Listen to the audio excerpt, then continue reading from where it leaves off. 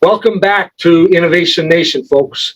Today in Innovation Nation, in this episode, we're going to be talking about creating value through innovation, specifically talking about how you can combine ways that you do things to create unique, new value without having to have all of the inventors in the world, simply by the way you do things.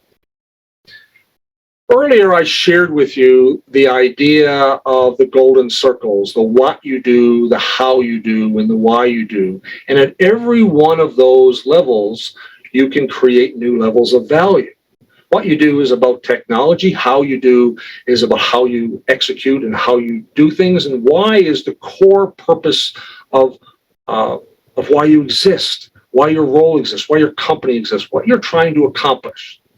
And so at every one of those levels, you can create new levels of value that can be exponentially better than the current or the old way of doing things.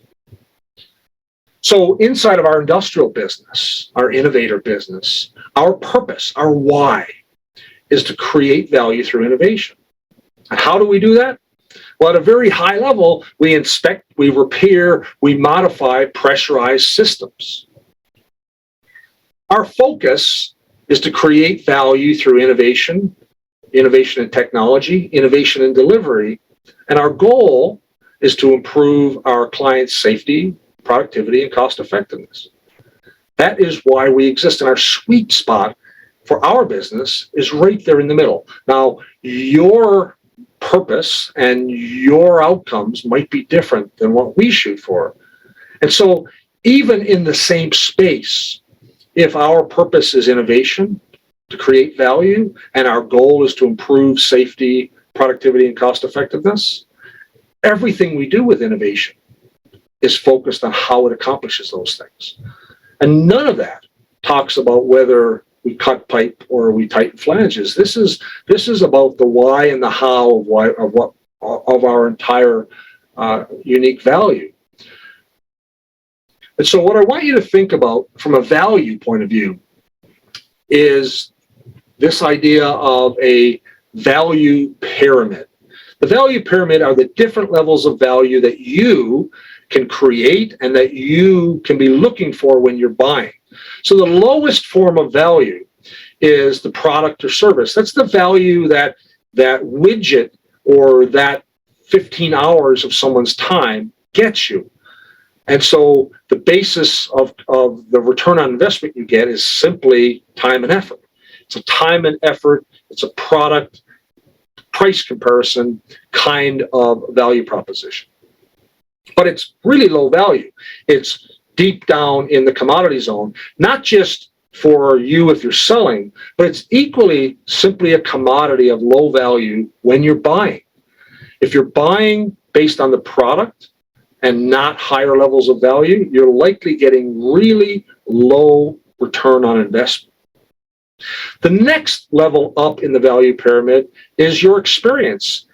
Is this company that you're buying or selling to easy to work with? Do they create a feeling of ease? Do they give you a sense that you are being looked after? Are they on time? Are they well organized? Do they give you a feeling that you made the right decision, not just at the decision point, but throughout the entire experience of how they deliver that work, that product, that service? You know the difference when you order something online and the next day it shows up at your door and it's hassle-free versus having to go through 15 phone calls, drive into the city, walk up to an order desk for them to tell you it's not in stock. Those experiences, and we've experienced these kinds of changes in the last 10 years in terms of our economy, that the experience that you get through the cycle of buying what you're buying can be just as rewarding as the product itself. Sometimes we're all willing to even pay more just to have an easier, more effective experience. That's level 2 in value. Level 3 in the value is focused on results, outcomes. The value is measurable, and there is a certainty in outcome you're getting better cost effectiveness defined. You're getting very specific outputs on quality, on safety, on reporting, on cost, on safety outcomes, on quality outcomes, on delivery dates. It's a commitment to getting things done, not simply putting in time and effort. Level 3 value is the minimal level of value that you should be buying towards, and it is the minimal level of value that you should be selling towards. Now, the next level of value is transformational. The value is created by the insight and the new capabilities that are brought to your customer, changing the way that they do business forever. And so when you think about value creation and using innovation, either by buying in innovation or selling innovation, you should be thinking about these 4 levels of value and really evaluating how you're buying and how you're selling based on what level of value is most important in this particular situation. My advice is to always be searching and trying to achieve level 3 value as a minimum and level 4 value as the ideal goal to always be searching for. Now, transformation is an interesting thing because you can buy for transformation this year, and with the vast accelerating change that we're all going through from a technology standpoint, that transformation can be transformed again next year with a new, better way of doing things that can drive new levels of productivity, new levels of safety, new levels of cost effectiveness.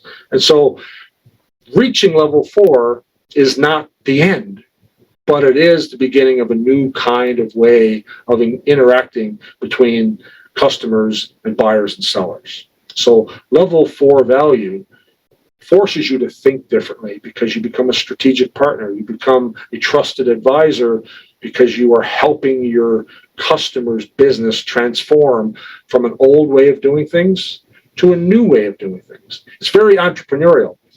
In fact, it's much like that John Batiste Say definition of an entrepreneur.